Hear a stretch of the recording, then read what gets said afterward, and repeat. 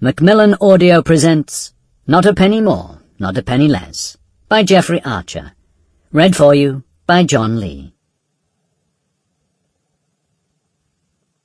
To Mary and the Fat Men. Acknowledgements. I acknowledge all the help I received from so many people in writing this book, and wish to thank them.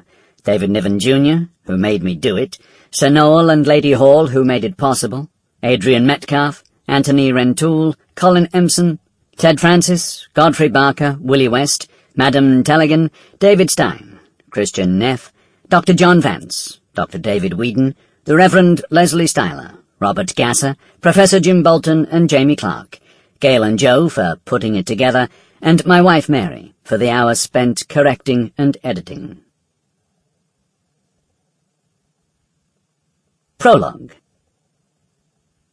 Jörg, expect $7 million from Crédit Parisien in the number 2 accounts by 6 p.m. tonight, Central European Time, and place it with first-class banks and AAA commercial names. Otherwise invest it in the overnight euro-dollar market. Understood? Yes, Harvey. Place $1 million in the Banco do Minas Gerais, Rio de Janeiro, in the names of Silverman and Elliott, and cancel the call loan at Barclays Bank, Lombard Street. Understood? Yes, Harvey. Buy gold on my commodity account until it reaches $10 million, and then hold until you receive further instructions. Try and buy in the troughs, and don't rush. Be patient. Understood? Yes, Harvey. Harvey Metcalf realized that the last instruction was unnecessary.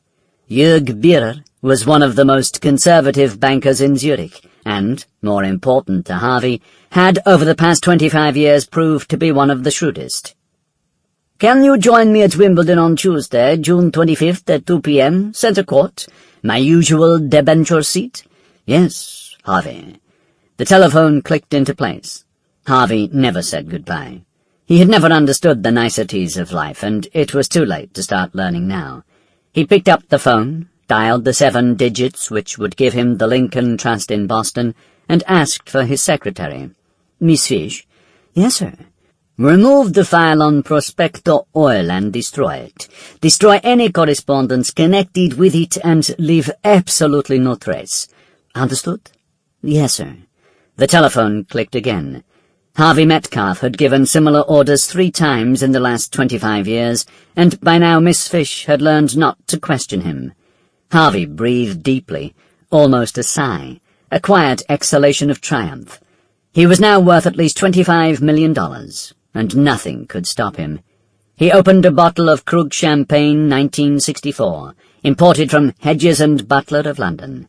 He sipped it slowly, and lit a Romeo y Julieta Churchill, which an Italian immigrant smuggled in for him in boxes of 250 once a month from Cuba. He settled back for a mild celebration. In Boston, Massachusetts, it was 12:20 p.m., nearly time for lunch.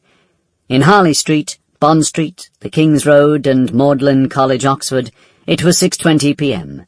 4 men, unknown to each other, checked the market price of Prospector Oil in the final edition of the London Evening Standard. It was £3.70. All 4 of them were rich men, looking forward to consolidating their already successful careers.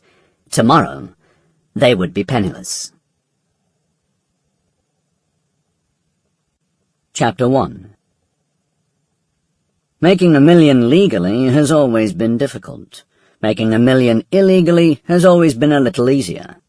Keeping $1 million when you have made it is perhaps the most difficult of all. Henry Metalski was one of those rare men who had managed all 3. Even if the $1 million he had made legally came after the $1 million he had made illegally, Metalski was still a yard ahead of the others. He had managed to keep it all. Henry Metalski was born on the Lower East Side of New York on May 17th, 1909, in a small room that already slept 4 children. He grew up through the Depression, believing in God and 1 meal a day.